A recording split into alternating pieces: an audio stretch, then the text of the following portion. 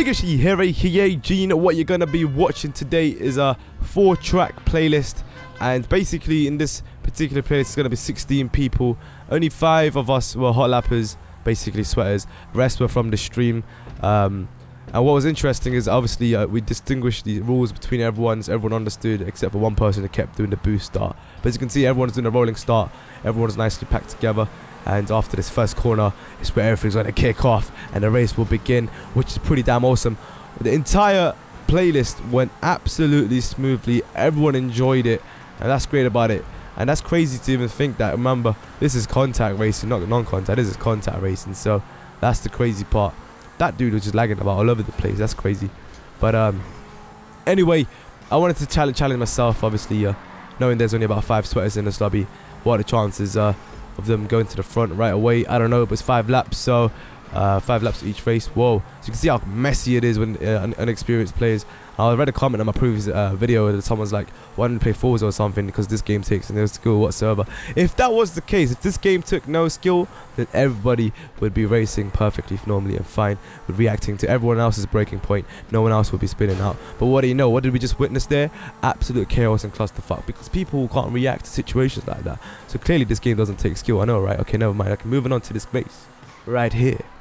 This was epic. Alright, the thing about what I love about hot lapping is, one thing is consistency, that I personally go through every single lap, and I'll set myself a personal best. Obviously the first lap is obviously void. Even in contact racing, I'll still keep going for hot laps. In my mind, that is the only way you're going to attack in situations where there's a huge gap, where you're trying to catch up to a position, trying to overtake.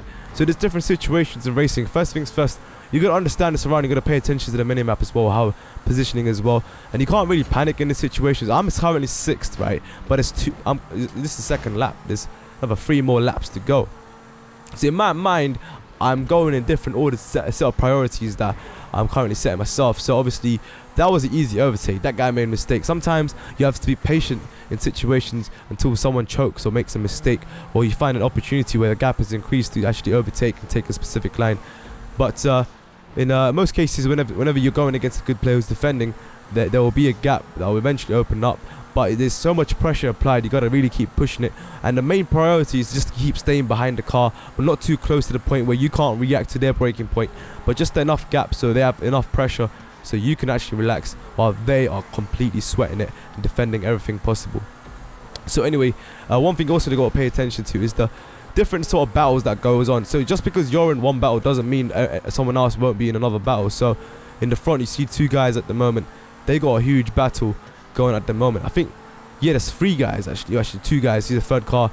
There's a 3-man battle between me and the other 2 here, and there's a 2-man battle at the front for first position. So wow, so both of them actually spin out right in front of me, so that's an easy overtake for 2 cars. So just like that, I'm in 3rd position. So now my priority is to go and attack the 2 guys at the front who are contesting for the number 1 spot. Now here's the thing though, these 2 guys at the front are the hot lap sweaters that I was talking about in this lobby, so it's going to be pretty difficult to keep up with these guys. And here's the thing though, just because in my head I know in this situation I don't need to worry about anything. Even though there's a huge significant gap between me and those 2 guys, I know that they're going on the battle right now, so they're not going to be going at their maximum speed. Because I've got all this space for me, I can concentrate. I've got nothing to worry about. No one's behind me. The gap is quite big, and you know, I've got nothing in front of me. So you can see how quickly I've caught up to these guys already, and they're right there. Bang! It just took a couple of corners and the gap has closed quite significantly, just because these 2 guys in front of me are concentrating on their battle. So they're obviously trying to overtake and defend and whatnot, so they're not really going at the maximum speed they would. So basically at this very moment I'm kind of hot lapping, but around this area is where I've got to sort of focus on the situation.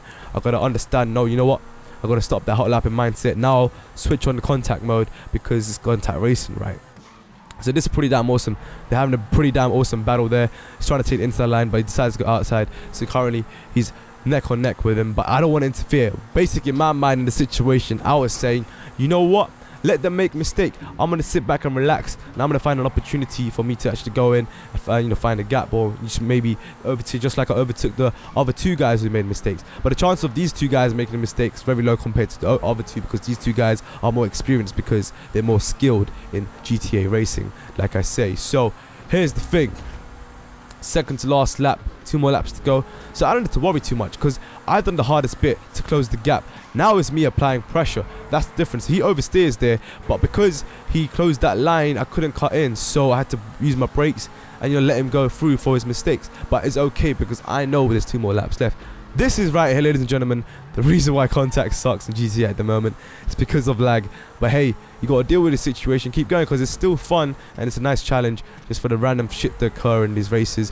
But that's the fun thing about contact racing, because this cannot be scripted. You don't know what to expect. The thing about hot lapping and non-contact racing is sort of predicted as to who's going to win consistently, because there is no defending applied whatsoever and there's none of this lag involved as well. So then again, you could say contact racing is fun. Wow, that guy completely choked. I believe he missed a checkpoint or something. He went completely wide. So remember guys, we're now approaching the final lap. We're going to go towards the final lap, the second to last lap. So in the final sector of the track, and bang, what do you know, some voodoo shit. Big Mama sitting there by the pole. Next thing you know, combine them together, you get chocolate milkshake. Bang, that is it. Lamppost drops. That shit happens all the time. It happens a lot in hot lapping as well. Whenever you're in a freaking amazing lap, final corner, whatever, bang, the bulb just drops from the lamppost. The lamppost is still chilling there.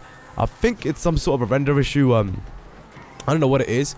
I think it's to do with the speed that you're going at, or if someone hits it in front of you. But even if they don't hit it, sometimes still falls. So I don't know what it's caused. What causes that to happen? I'm about to cough any second. If I do, I apologize. But anyway, I'm recovering in this situation. You see this guy in front of me right now? This guy is riding a stock Zentorno. He's last place and we're about to lap him. He completely cock-blocked me and Zurios. Zurios is the person that overtook in third position to second. And this person there is pissing me off. He's not, should be in this lobby. He's part of the live stream, but whatever. Fuck it. Knock him out. He shouldn't be in the race in the first place. So, get the fuck out of my way, because you ruined my momentum towards the guy at the front place. But it's all good. At this very moment, justice was served. The person in front actually chokes on this particular corner. He fucked up on the tires and completely spun out 360 degree, if you saw in the mini-map just a few seconds ago. So now the gap closes up. Remember, this is the final lap. I overtook Zeros. The gap has increased because I'm attacking. I don't think he was attacking as much as he should have been. So what's awesome about hot lapping is you can guarantee yourself to always attack and fight for the podium finishes, because you can know that you're going to keep on attacking every single lap consistently.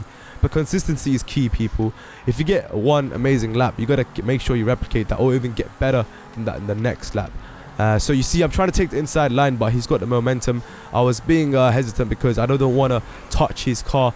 Remember, the final lap coming to the fourth last corner, sorry. And you see here, it's quite close. All right, second to last corner coming up right now. I'm going to try to take the inside line, but he gets a nice line. He closes it up. I get a nice little rev boost here with the little bumps, whatnot, side by side, coming to the finish line. I thought, I'm going to take him, but no, he got a little bit of momentum through his gear change.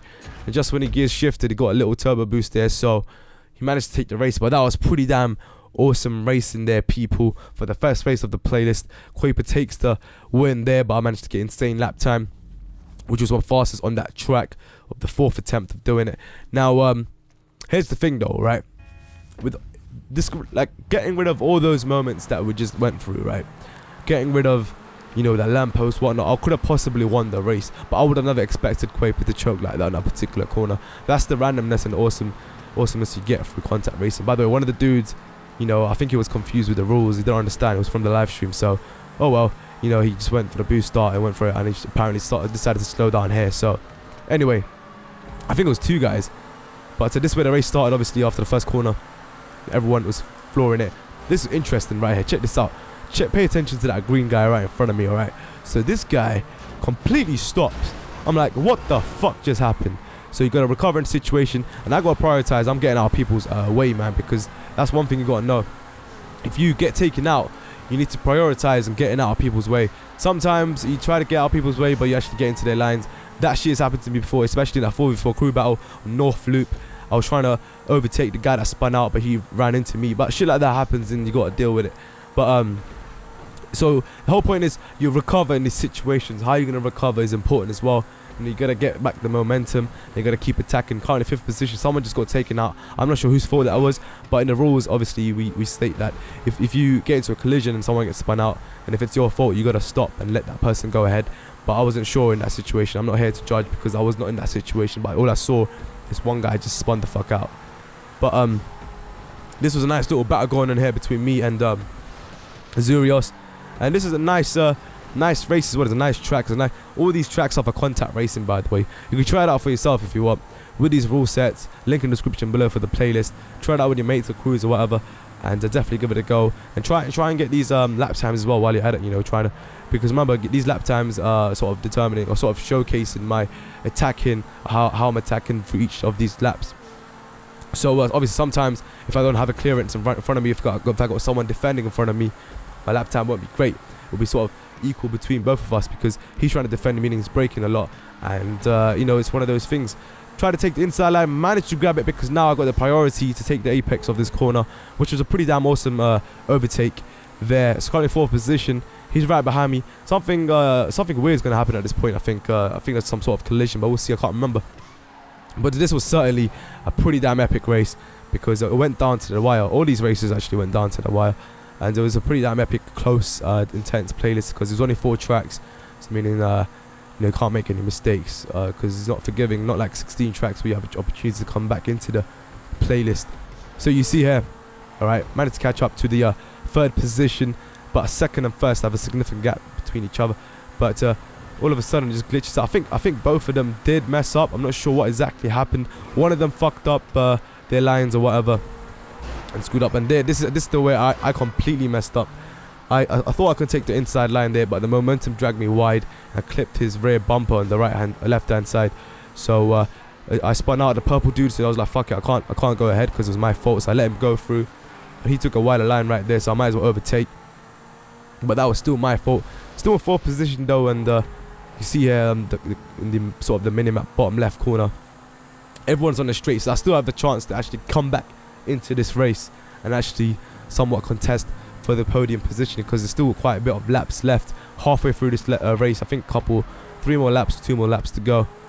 So you see that dude I just took out of there, he went absolutely wide. But I don't know, in those situations it's pretty you got to make a judgment call, man. You got to say, you know what, alright, so if I touch that guy and he spun out due to my collision, it's my fault, you know what I'm saying? So it's one of those things. I don't know what exactly happened there. One of them spun out on the apex on the cornering, so I'm not sure. See, this is hard to tell from my view, like if people actually following the rules or not, if they're making mistakes themselves or if they're getting hit from the back. And the positioning was also fucking up in the bottom right corner. You see it's going from 2nd to 3rd to 1st to 2nd to 3rd. I don't know why that was happening, but anyway, as I said, guys, contact racing is absolutely amazing because with multiple laps and keeping it within 5-6 laps awesome when it's like I suppose 2-3 mile long track, just because you can really sort of test everything to do with racing. See defensive strives, you see attacking strives, and keeping your composure at the front. And the thing is, when you're at the front by yourself, you actually don't know how fast you're going unless you actually hot lap yourself. In order to hot lap, you want to risk and take, push corners, and that way you're sort of vulnerable to taking out yourself and making mistakes. That is one of the reasons why a lot of the times a lot of people catch up to the people at front if you're 2nd position to the guy in 1st position if there's a significant gap, which you'll see a perfect example of in this race. I think we're going towards the 4th lap or 2nd to last lap. Watch this insane overtake right now. So you see I chose the outside line, but I'm going to brake early because I know I can cut in because he's going to go wide, because I knew if you're in the inside line and you're going that fast and you brake late, you will always go wide. You got to think of it. You got to visualize the situation, anticipate it, right? If a guy is inside and it's going to brake that hard and it's going to turn, it's always going to go wide. So if I go wide myself and choose another line and I'll cut in and brake late, I brake early, sorry, and then release the throttle early, quicker than him, and actually straighten up in the apex, I'm of course going to overtake and create that gap. And that's how you got to overtake. You got to really sort of take the situation and take the advantage, because especially in a corner like that when it's a U-turn, it's very easy to make a mistake if you're at the front. And the only way to do a defensive drive there, which obviously he didn't do, is to take the inside line but really take it tight and close to, as sort of you're kissing the apex. But that is difficult to do yourself as well when you're defending, because it requires timing and requires precise braking points as well. And if you mess up, then of course you'll create gaps for the other person to overtake. And technically speaking, it's easier to overtake in a U-turn than having to defend. So in that situation, I took advantage of it. Now you see, this is where the race begins. We're going towards the final lap, I believe. And I I'm keeping up to Zurios here. I think he was in the lead. I'm currently second position, and going on to the second to last straight here. So the final lap's going to be interesting because the gap is quite big here. You see how much I have to cover, how much ground I have to cover before I can actually contest for the number 1 spot, before he can actually go into his defensive strive. Because right now I think he's keeping it chill because he knows that the gap is quite significant and he's in a comfortable lead. So why would he take the risk? On the other hand, I need to now take the risk and apply pressure and really keep attacking throughout every single corner. And if I make a single mistake, that is it. I'm screwed because I've given him an extra gap, an extra few milliseconds to cover. So this is where everything comes down to play, and this is where your hot lapping skills come into play as well, and that is taking risks. So you see here, from the previous lap to now, the gap has decreased slightly, and this is always a sign. You can always tell when someone's taking the corner, and when you straighten up, see, you can sort of calculate the gap like that. And that is when you know you're catching up or not. And you also want to pay attention to your braking points, because that's another thing. Because if you brake late on these corners, then that's it. You will know that the gap will increase on that straight. You want to brake early and let your car slide through. Whatever it is, it's just all about finding your braking point. And to find your braking points is about understanding your car and what gear it's going at. And this and that is got to pay attention to the sound as well. Listening to the car's engine and gear changes is important as well. A lot of people think, you know what, that's stupid, but I completely disagree. That's exactly what I pay attention to when I race. I made a slight little mistake there, completely chose the wrong line, but I carried on extra speed and momentum. I had to go for it, I had to take the risk. Remember, this is the final lap, and the gap has decreased now. Similar situation to how it was the previous race, where I was behind the person in front in the final section of the race, but this is where I had to make sure I get that line perfectly right, and I did, and I got the extra momentum and speed. He was playing it safe, a defensive strive, but of course, when you do a defensive play like that, it's very difficult in a wide road, especially when I've got extra momentum and speed through a corner. I made a silly mistake here. Clearly I didn't do a defensive line there. I did hit the apex, however, I went wide, but he followed my line. That's the mistake he made. He followed my line, so it was impossible for him to overtake. What he should have done is done what I did previously with overtaking Mackin, the red car, is go wide and cut in, so he would have filled in the gap that I created for him, which was initially my mistake with my poor defensive strive. But still, I managed to win that race to get a 2-point lead for the second race against Quaper at this very moment. It's looking interesting at the moment, as you know, it is quite a tense playlist because it's a short playlist. So now we're going into the third race. This is a very awesome race, actually. It's quite a speedy track. What do you notice that I purposely want to start at the back just because I can sort of see who's not doing this properly. So because, you know, we were obviously taking this seriously as to whoever was fucking up, taking the piss, I would just get rid of you, because, you know, we don't want people wasting time here. That guy was, I think, it was drunk in the adder, right? Guy literally went to the pole. I was like, what the fuck, on stream. So you see there's a little collision. So what me and the dude on my right did is we were patient. We made sure that those guys in front of us actually recovered, because if we were careless and just, you know what, said fuck it, let's go ram through them, then obviously that will cause more collisions. It will be stupid. The gap between me and the guy at the front will increase, and that's not going to help me or anyone else in that situation. So it's always good to be patient and actually use your brakes and be calm and let people recover from their mistakes. Even if they're blocking their way, let them recover, because technically speaking, that will enable you to catch up to the other drivers quickly than getting into a collision and being impatient. So would you see that I took a very nice line to keep up with these guys. Current 8th position. There seems to be a collision over there, and the purple dude somehow took some sort of momentum or collision with the red car and didn't use his brake. I personally felt in that situation he should have used his brake, because he chose an absolutely poor line to take there. Anyway, you see a battle's going on there with the green and the red car. I said, you know what, let them have it, but I managed to overtake. But for some reason, you know what, I was like, because he's on the inside line, I'm gonna give him priority, because then I could cut in here and brake early, which is what I did. But then he managed to take the inside line again, so I was like, you know what, go wide, and then I can go inside again. And this was a perfect maneuver. But then again, he took the inside line 3 times in a row, but another person overtook me as well. That's Kizam coming through. So that was it. This is definitely an interesting battle at the moment. It's not over yet. So you see Kazam went slightly wide and oversteered there. So I managed to take the opportunity to squeeze through that gap there. It was very, very close. If I got the angle wrong there, I would have completely screwed up. Now at this point, you see I'm going to try and take a ballsy move here, cut through the inside, but I felt like I touched him, so I'm going to give him the benefit of the doubt and I'm going to let him go. And I'm going to slow down. I don't want to go with the throttle. But because I was in the inside line already, I'm going to prioritize that corner and overtake. So that was a pretty awesome overtake regardless. Now this dude here, I don't know what happened to him, he screwed up. So that's another nice overtake. Currently 4th position, but Kizam is right on my ass right now.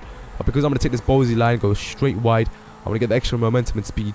A lot of people don't pay attention to nice sneaky lines like that, so you can take advantage of it and completely attack and get rid of the players, I suppose, attacking defensive strive, as I call it. So in this section here, currently 4th position, there's 2 cars.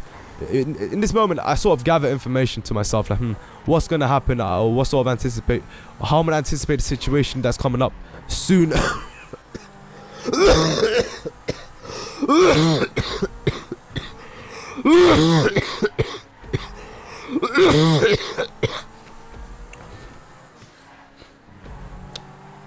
So yeah, so basically how I'm gonna anticipate. So obviously, yet again, there's a battle going on at the front, right, between the 1st and 2nd place. So I ain't worried about shit, because right now at this point, I'm basically hot lapping.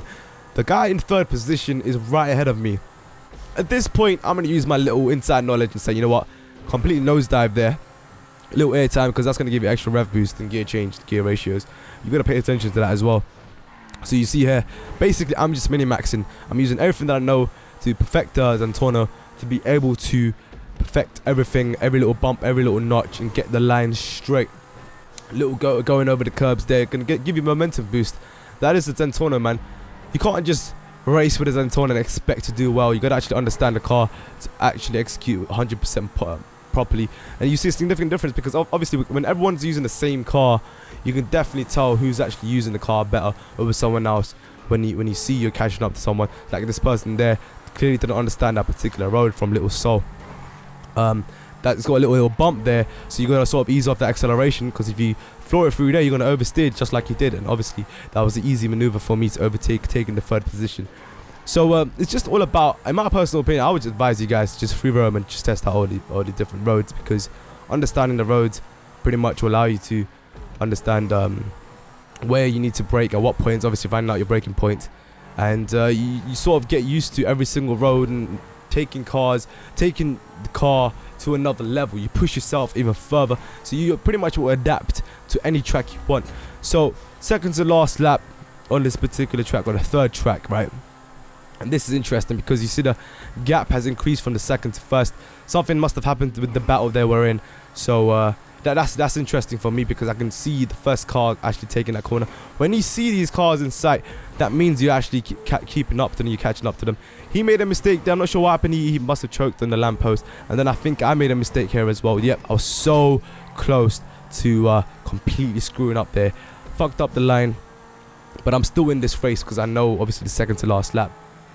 And I've got a lot of work to do myself right now. So one thing you'll notice is one of the most frustrating things is obviously when you do these races with people that aren't experienced, who are just joining through the live streams and whatnot. Obviously racing in the stocks and Zentorno isn't the greatest, so clearly we're gonna lap some of these people. So when you lap someone, it becomes a little bit tricky, and it does become frustrating, because you can't carry on that speed and momentum like you do when you're hot lapping in a non-contact environment. And it's unfortunate, because we didn't have all the sweaters on at the same time, but I promise you this is going to be epic when actual 16-man race happens in a short track playlist, 8-track playlist, where every single one of us in the 16-man lobbies experience the sweater. So basically all the hot lappers will be racing in a competitive environment under contact race. That is when you'll see, right, 16 cars packed together.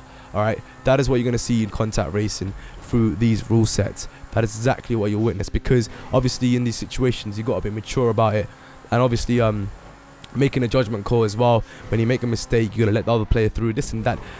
It would certainly happen, and what you should notice there is exactly what happened to the person at the front. He got taken out, okay? He got taken out by a guy that was in a void. He was not even part of the race, alright? He had a stock Zentorno or whatever, and I think he was just DNFing. So I was like, yo, I'm gonna be a good sport. I'm gonna relax. I'm gonna let him go back to his position like he was, you know, because I ain't about that life. I ain't about that life taking cheap. I don't like cheap overtakes, you know. I want a challenging overtake. I want a competitive player that I'm going against. And this guy in front of me is one of the best hot lappers in the crew, and it's not fair to see something like that in front of me that happens. And it's funny because just when I do that, just when I help him out with good deeds, shit happens to me near the end of the race, and you see there's another person that we're gonna end up meeting up right here. And remember, this is the final lap, I believe, so it's kind of controversial, but shit like this does happen. So approaching the second to last corner, and you see this dude here, he should have just shrugged off. I don't know why he was even bothering to even get there. See, I get taken out, and there you have it. You know, it was going to be a pretty damn epic finish, but unfortunately people like that do ruin it. But it's something you just got to deal with, but you know, and hey, it is what it is. So good thing for Mackin for being a good sport there. He knew that I had second position confirmed, and so he waited for me to overtake, and that's awesome. Unfortunately, the communication wasn't there with Zurius and Mackin, because Zurius did not know that the incident occurred between me and the other dude who was in a void. So shit like that happens, but it's awesome to see people playing you know, in a good manner and being loyal to other races, and that's exactly what you should be doing when racing as well. As I said, you know, I'm only familiar with 5 or 6 of these races in this lobby. Everyone else is from the live stream, I believe, don't have as much experience as us. So shit like that, I suppose that it's gonna happen. Of course, when someone's in a stock car as well, it's bullshit. So anyway, final race here. You know, the play it does go out into the wire between me and Quaper. You see, there's a 1 point difference. I believe he's currently in the lead by a point, 40 points. I got 39, I believe. So anyway, you see that what I did. Basically, I wanted to start at the back again just to see how people do in these situations, in narrow roads, I suppose. This is slightly more narrow than the other roads you see in the previous tracks in this video. So one thing you notice is that a lot of these guys are getting into collisions and whatnot. I'm basically prioritizing and making sure I'm avoiding these situations. I'm not sure what Mackin's doing there, but he did end up DNF in this race. I think he just gave up his entire playlist. But anyway, 7th position at this moment. Remember, there's 5 laps.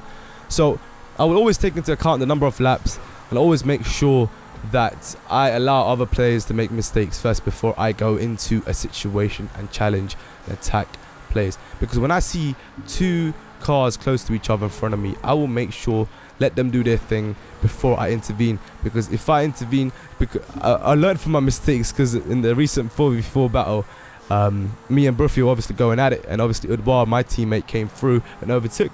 And obviously those 2 guys were in a battle, but I didn't take that into consideration. I was like, yo, wait a minute, this is my battle, let me get in there and quickly battle and overtake Bruffy real quick. But no, I ended up taking out my own player, which came down to selfishness. So obviously you're learning from your mistakes is another thing as well, but that's part of racing and it's absolutely fun. So you notice now I'm already in 3rd position in the first lap, and a lot of these guys, the way I overtook was with ease, because a lot of these guys were making mistakes and they were colliding with each other and this and that. And I will always recommend in these situations, be calm. I will always say time and time again, right, if there is 2 or 3 cars right next to you in front of you, don't slam your throttle down to the max. Like, don't slam your R2 down on your D-pad to the max, right? Because that's not going to help.